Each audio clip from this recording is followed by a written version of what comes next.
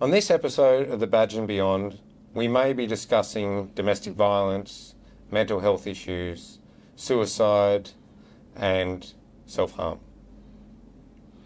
If you would like support and someone to talk to, the right avenues in your local area would be appreciated for you to have a look at those options. Please make use of avenues such as Lifeline on 13 11 14 and also for domestic violence hotline 1-800-RESPECT. So viewer and listening discretion is advised.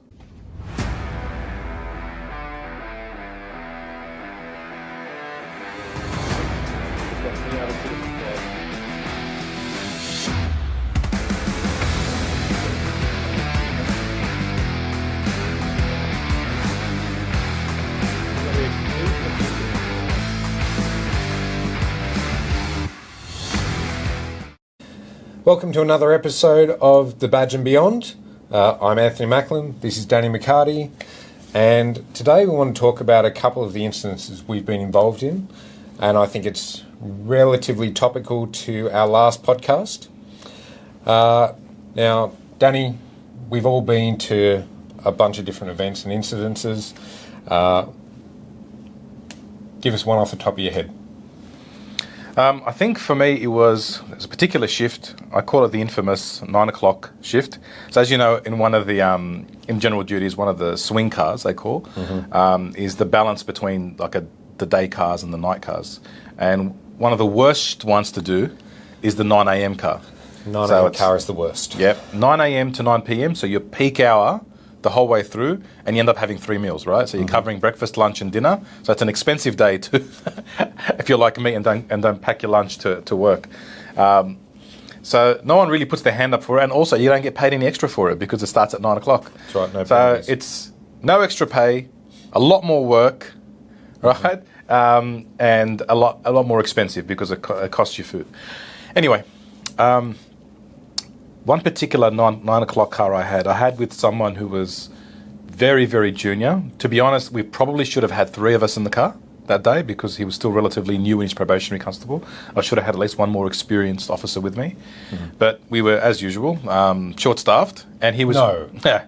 And he, to be honest, to his credit, he was really good he was above his years in terms of the development of that kind of officer. Anyway, so we... As you would, you come in a bit earlier than your shift. So it was probably about 8 o'clock in the morning, and I was still preparing. And because he was the junior officer, he was getting the car ready and all that kind of stuff. And a job came over for a serious domestic. And funnily enough, it was the building the next door up from the police station. Yep. So we didn't even get in our car. We just walked over to it. So. Obviously, the day shift cruise had begun, but there was already a serious motor vehicle accident. It was actually a fatal. Someone had passed away on a major intersection. So both those cars were tied up with a job straight away at the beginning of the morning. So we were it, right? So we acknowledged the job, come over. It's basically the job came over as lots of screaming coming from a unit, broken glass, not sure if there's any children in premises, women screaming. So we're like, okay, go up to the door, and I can hear the smashing of glass and stuff and screaming.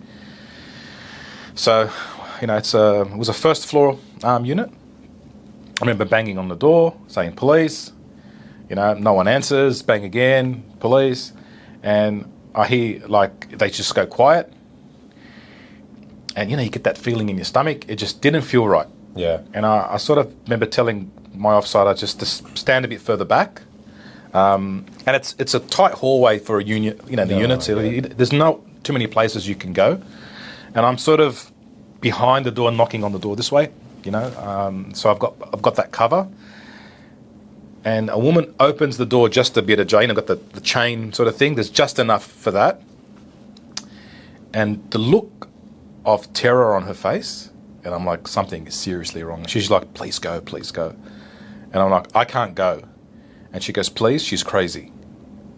So, her partner was a female of similar age, probably both in their 30s, 40s.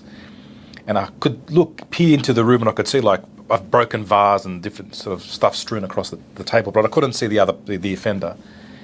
And she just sort of pulls her head back, and then I saw someone's head sort of, in the distance.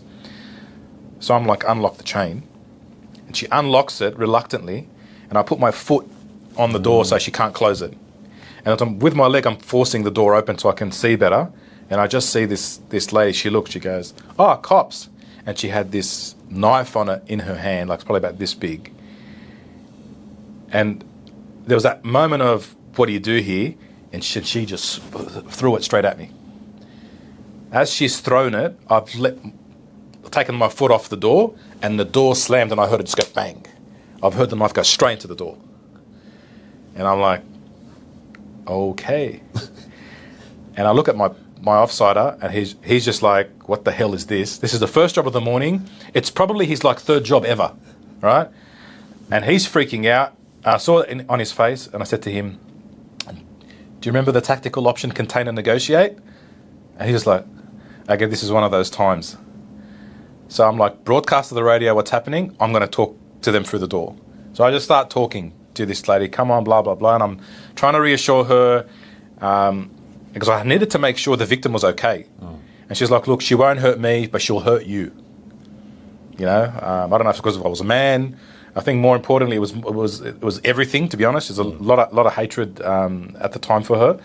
And the screams and negotiations, like, they went on for a while, to the extent they actually did a call out for the negotiators. And by now, normally I'd have backup and all kinds of things happening. I've got nothing happening because there's no one to come. No one to come to, right? yeah. Now, the supervisor on duty leaves the fatal car accident, and then he heads over. We start taking negotiations outside onto the balcony, and we're like, she's just so unstable, the offender, that we really need to end this. Every time she's always got the knife in her hand, and she's always like, there's tremors, and I just had that feeling like she's going to hurt either herself or someone else. Anyway, long story short, we end up kind of coaxing her onto the balcony and having a conversation. And I end up hiding underneath the balcony while my supervisor's talking to her. And then he offers her a smoke, and that's the cue, right? So he's looking at me, watching where I'm positioning myself under like the balustrade of the balcony. And he sort of puts up the cigarette, so she has to lean over to grab it. And I just grab onto her hand, and we like reef her over and arrest her that way. As we do it, negotiators turn up. Of course. Anyway, we were there for hours, right? Yeah. Go back, do the charge, all that kind of stuff. And I can hear the jobs piling up. The other cars, there's now another serious accident. So now every vehicle in our command is tied up. The next swing car comes at 3 p.m, right? So we're going to be waiting for hours. So there's all this pressure on you to get back on the road. We do the charge, all we need to do, jump in the car, bang, and it just job to job to job to job. And the weather's getting a bit overcast, right? You're like, okay, this is great. They call a deceased. The deceased is called at like an RSL, and they've collapsed in the car park in the view of the public, right? Yep. My offsider, so my partner, the rookie, he's never gone to a deceased before. This will be his first. Like, welcome to first grade, son. But it's an elderly person. So as we're heading to the job, I'm getting information about what's happened. And again, it's only us. And we find out there's no death message being delivered to the relative, which is his wife. So I'm like, okay. They only live one street away from this club. So chances are, with that close-knit network, someone's going to end up telling her probably before me. But I'm just putting all this in my mind as we're heading to the job. Anyway, I get there, and the gentleman really is in full public view. Yes. And it's starting to sprinkle. So I'm like to my offsider, find a way to protect the scene, right? Because we still don't know what happened. Whether he got pushed, did he collapse? We don't know what's happened. Because there's a set of stairs, and then that's where he is. And there's a bit of blood and stuff. So I go, look, see the cafe umbrellas? I'm like, let's get make that like a bit of a shade. And so we're doing that to make it some sort of protection, shelter from the elements. And I'm getting information about how this person passed away. And there's CCTV. So then I go in, watch the CCTV, make sure no one pushed him. He's had a heart attack coming down the stairs, and he's just fallen down, and pretty much, he's passed away then and there. I find out they were all surprised it was him and expected it to be his wife, because his wife has not one but 2 terminal illnesses. And when they heard that someone had passed, they thought it was her. Mm-hmm. So then the manager's like, well, we're worried about who's going to tell her. So guess whose job that's going to be? But now I have to kind of leave my offsider by himself, which, you hardly ever do for anything. But in terms of risk, it's a deceased elderly gentleman at a RSL club. He should be fine, right? So I'm like, I'm going to leave you here until crime scene turn up. I'm going to go deliver the death message myself personally. So I go over to the house, which again, someone straight away. I knock on the door, and the poor thing, it takes her ages to answer the door. She goes, just give me a minute. And when she finally opens the door, she's in a wheelchair, there's an IV in her arm, there's oxygen. And I'm like, how am I going to tell this woman her husband of 40 odd years has just passed away at the RSL club? So I remember kneeling down to be at her level, put my hand on her hand, and I'd say, look, I got some bad news. And I'm struggling to get the words out, and she goes, oh, yeah, I know, love. The neighbour told me. That's okay.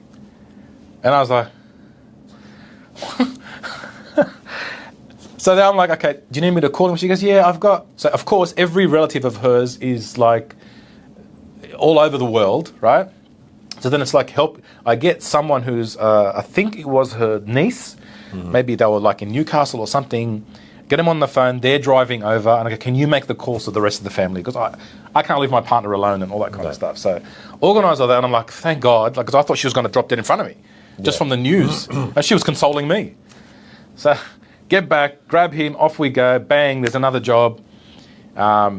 There's juveniles throwing rocks on an overhead bridge. And so we go to that.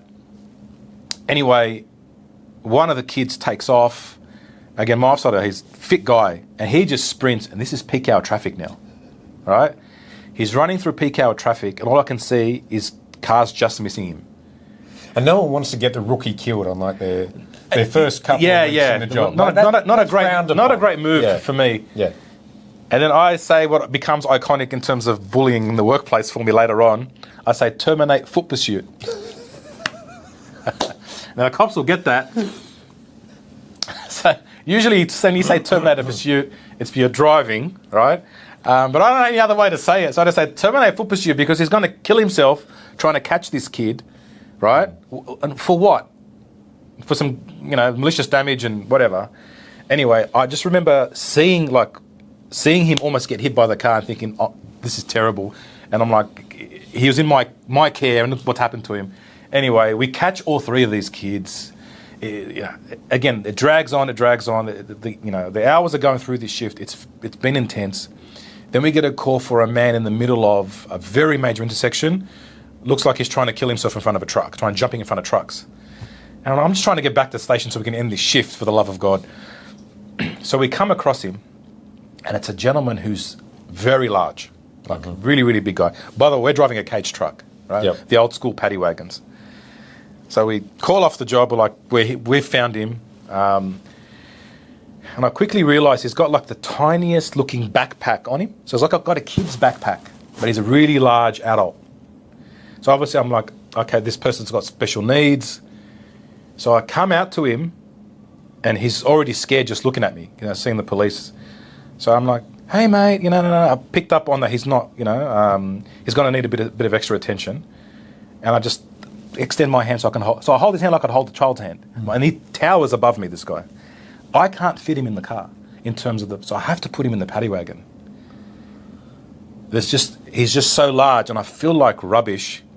So I'm like, I tell my offsider, I'm sorry, but you're going to have to sit with him in the back. I don't feel right. I can't leave him in this, closed off thing. You put the offsider in the back of the cage with him? Yep. I go, I want you to sit with him, keep talking to him through the whole drive, so he doesn't focus on this.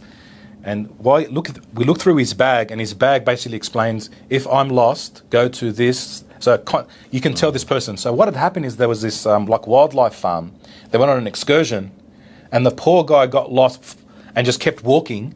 And in his mind, it's like north. So he just walked in the middle of the road the whole way through. He wasn't trying to kill himself. Yeah, he's just trying to go home.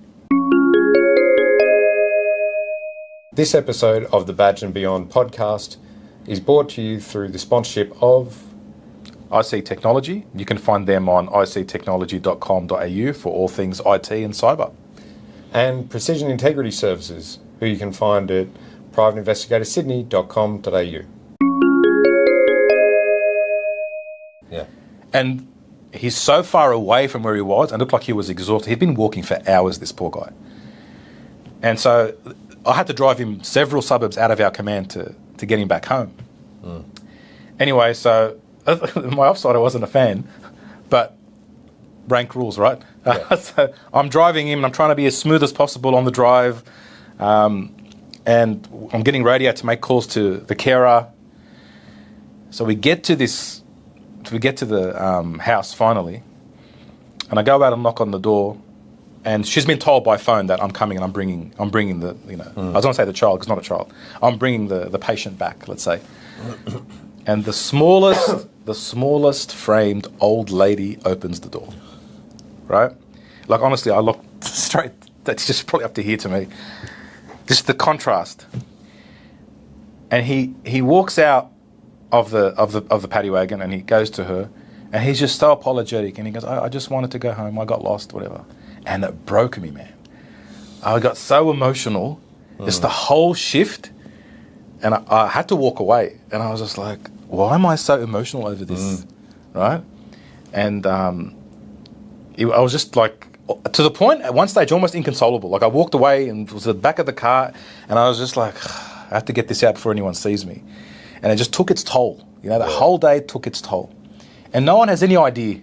And what are you going to say? Oh, he cried because a big guy, hugged a little old lady. Do you know what I mean? Yeah. Does that make sense? It's the straw that breaks the camel's back. Yeah. And I think the thing is, like, when you go back to the station, people will say, if you've got a good supervisor, and that's if, you've got to have someone that says, hey, you good? Yeah. Like, do you want to have a chat about that? How do you feel about that? And even them, I don't blame the supervisors all the time, because they came through a space where they were, it was just, you didn't cry as a man or a cop, that was, and it's probably why back in the 80s and 90s you saw so much, and probably before then, so much alcohol abuse in policing, but it's not about that one event, is it? It's not about you taking the big guy back to his carer. It's about the intensity of the emotions throughout the day. Yeah. I mean, I started off the shift almost dying. I would have copped a knife straight to straight between the eyes. Do you know what I mean? How about for you? How does that resonate? You raise an interesting point, and that is that no one really knows. So as the community, the police come to you in your hour of need. And that could be a noise complaint. That could be a deceased. It could be a mental health incident. Could be domestic violence. It could just be someone stole your bicycle, whatever it is. But the community expects that the police turn up and they're professional and straight down the line. Everything's kind of that almost robotic, but social worker, empathy, this and that, and all those other qualities we want a police officer to encompass and have, but they don't take into account the fact that cops are human, and they've been to umpteen jobs beforehand. And what I used to say to people is, police are on a 12-hour shift, but you would be the same. I'd turn up sometimes. For a 6 o'clock start, I'd usually turn up between 5:15 and 5:20, get your gun on, and then it's not uncommon for a job to come up before the beginning of the shift, and you don't want the previous shift to have to go out because you want them to kind of finish on time, and they would try to do the same thing for you, so you go out. So you can be on the road from kind of like 5:30, 5:45, and you may not come back in for the entire 12 or 13 hours and you get stuck at a crime scene or whatever else, you might not finish for, hours. So, I mean, I think my longest shift in the cops was 26 hours. And it wasn't like, oh, well, you can go have a kip or lie down or anything. It's just like, no, you just keep going. One of the things for me, it was my 1 year anniversary in the cops. I've spoken about this on our TikTok episodes before, but I was at a station in Cogra. The Cogra police station was where I first went out, and that was a great station to work at. But 1 year anniversary, and I'm on a team. It's the makeup of the team kind of becomes important because there was 2 other male police officers on that team. It was a really heavily female-dominated team. No dramas with that, but I had one guy that was short and fat, barely made it 2 years in the cops. He came out of my class, and I had another guy that was a little bit more senior to me, probably about my height, but again, quite a large lad. Would practically sweat while he ate. And then there was a bunch of smaller framed females on the team. So I'm this 6'3" nerdy looking, because I used to wear glasses, not contacts then, nerdy looking bloke. Still am nerdy looking. And I remember it being I always call it Greek Easter, but it's Orthodox Easter. And there's a big Orthodox church nearby, so we'd had all that kind of stuff going on, and it's like a Friday night, 1 year anniversary from being in the cops to the day, and there's a call for someone's been hit by a train. Now, as bad as it sounds, you're always hoping that they're going to be alive. And the ambos, I know they're coming from a distance away, and I'm in the station, right? Which is, if you know the area of Cogra, it's probably only a couple of 100 metres up from the station. So dive over the counter, run down to the railway station, and there's a train in the station. So I'm assuming the guys come off the platform and fallen underneath the train. So go around, got my torch out and trying to look, and then I get around, the guard pops his head out. I don't know why he didn't have it on the other side. He's like, mate, it's not here, it's down there. And just down in the distance, I can kind of see the train lights, and it's probably another 400 metres, 500 metres down the train line. But of course, in a rail corridor, you can't just get in. No. Cops don't have keys to rail corridors and all these other things that you might assume. So you're either climbing a fence or you're coming in from the railway station. Yep. And I'm already on the tracks. So here I am running down to the railway station. By the time I'm running down to the train further down the tracks. By the time I'm already down past the platform and legging it, is when some of the other guys are just arriving and calling off at the station. I'm not that fast, let me tell you. I'm not the fastest runner, but compared to the other guys, I must have been. So I get to the next train, and I'm looking underneath the carriage, and then kind of sweeping through. And as I got to the back of the carriage, I was about to come out the other side, and I looked down, and I just saw something glistening in my torchlight, and I realised that's the guy that's been hit. Turns out it was a successful suicide, but he's run down to. I run down to this guy, and he's on the tracks. And as stupid as it sounds now, as it was then, here's this guy, and he doesn't. And look, trigger warning. Turn off now if you're not good with gruesome descriptions. But this guy doesn't have any arms. He doesn't have any legs. He doesn't have a face. And I'm calling out to him, "Are you okay? Can you hear me?" I mean, I know it's stupid, right? From a reasonable perspective, there's no chance that he is still alive, and he's got a bunch of marks on him and things, and I checked for a pulse, and there's no pulse and nothing else going on. And is this a jump in front of a train or jump off a bridge in front of the train? No, so as it turns out, he was nearby, he lived nearby, he climbed over the fence, waiting for a train to come through, and then just sat on the tracks. Sat on the tracks, okay. And so, you can imagine what that does. Yeah. And so then I'm there, and I'm first one there, and we call in all the resources, and there's all this kind of stuff going on. But I'm also junior. I'm still relatively junior, so they're like, oh, well, you were here first, Macklin. Good job for running so fast. Stand here. Guard the crime scene. Yeah. All right. So I'm doing that for like an hour, 2 hours, whatever. And, there's his corpse, I'm standing, I remember that his nose and his like cigarettes and his lighter were next to each other, and you're looking at this guy, and there's no one else standing around you because they've all got jobs to do. So you're kind of just on your own in the darkness with this guy, and you're thinking about what led him to do this and where he's come from, and he's only a young fella. And, there's all those kind of things going through your mind. And it's kind of, it's my first rail accident as well. I've seen a few deceased by this stage, but I haven't seen a rail accident, and it's quite traumatic. So then eventually, as just like you said, and jobs are piling up, and what the community don't understand is don't let the numbers on police cars fool you.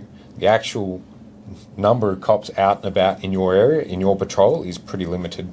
About 3 police cars is about average for responding to jobs. So a job like that, that's 2, sometimes 3 police cars, plus your supervisor, plus your inspector. So, the jobs are banking up, and eventually like, all right, Macklin, you grab your partner and you guys are off, go start getting the job. So the first job we go to straight after this is a parking complaint. And of course, he's called not long after this incident has happened. Someone's parked across his driveway. We get there. So he's been waiting a while. He's been waiting a while, and his opinion is we've been sitting around drinking coffee, eating donuts, of course. Doing absolutely nothing, and he wanted to get his car out and go somewhere completely reasonable in his defence, right? Someone parks over your driveway if you want to get out and do something. I understand that point of view. But he comes out straight away, starts abusing the crap out of us. And at that point in time, I lost it. He's yelling at me, I'm yelling at him, and most of the time you just run with conflict resolution, trying to work with them, let them vent, and do all those different things that are standard positive ways to manage that conflict. But in that time, I didn't have the capacity to do that.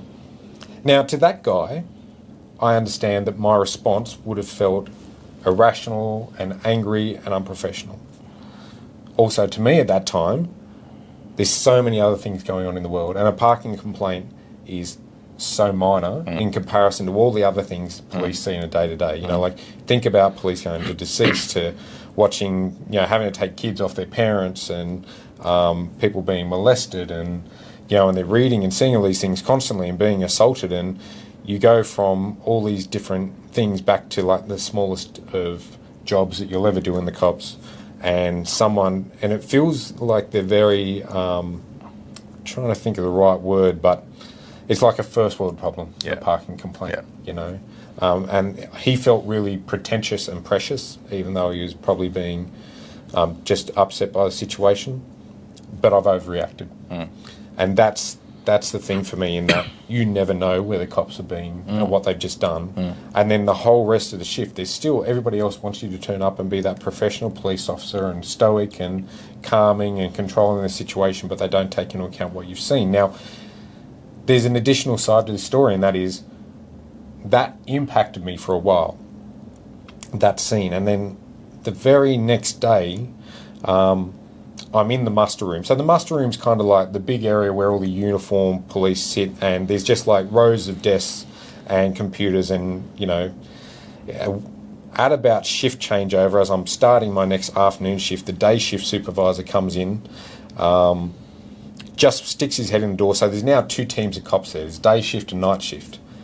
And he yells out to me, he goes, "Yo, Macklin, are you good after last night?" I'm like, I'm in front of all of my peers here, and I'm still a junior cop, and I don't want to say anything because I don't know what the process is. So, yeah, of course, I'm good, boss. Oh, good. You would have been a pussy if there was a problem with that. And walks out. That doesn't set the tempo for, hey, yeah, look, come and have a chat if you need something. If there's something going on, Standard. There's services we can do, and we can offer you, and things we can do for you. And that's that culture in the cops. Now, you can be really critical of that guy. And I probably was at the time, but later on, that poor guy went out with his own PTSD, had his own mental health issues. And so I guess that's part of the thing, right? It takes a while for the culture to change, for people to jump in and fix it. Yeah. And that's, the mental health side of it, the support services for cops just really aren't there and aren't well explained and well explored. And police are naturally a little bit suspicious of anybody asks them lots of questions because they don't know where that information's going and how that's going to be used against them. So, look, it's one of those things that's always kind of stuck with me. Yeah, and I think the problem is there's, especially with the young people, and I've done a couple of TikToks on that, but when they scream out, pigs, whatever, different sort of derogatory terms, usually it's kind of water off a duck's back because you're expected to sort of put up with that kind of crap, and the courts will have you decide that's also nothing wrong with that, because the expectation for police is to be able to deal with a level of abuse that the normal citizen can't. So I think from my perspective, I remember once dealing with drowning in a backyard pool. Very young child died in her family's backyard pool, and I was there for hours with the family, and it was obviously a tragic, horrific event, for that family. And just going to the local shops to get something to drink, to eat in the car on the way to the next job, just walked past them and just decided, they'll just sort of scream out profanities at us because we were police. And I remember just going, I want to throw you through the window. Yeah. Like, who the hell do you think you... Like, you know what I'm saying? So you get... It riles you up inside. We're normally whatever, but like, are you kidding me? Like, do you know what I've just been doing? You ever done mouth-to-mouth on a 2-year-old child? Like, there's all this kind of stuff that the other side doesn't see. No. And I feel like that's one of the things. And so mental health is it's a huge thing in the police force. And I think we forget that. But even for all frontline emergency personnel, there are people that put up with this stuff all the time. And I don't feel like the human brain wasn't meant to be bombarded with these traumatic events. I think you're right. I mean, I think the statistics say that the average person in their life deals with kind of 1.5 to 2 critical incidents in their life, like major trauma things.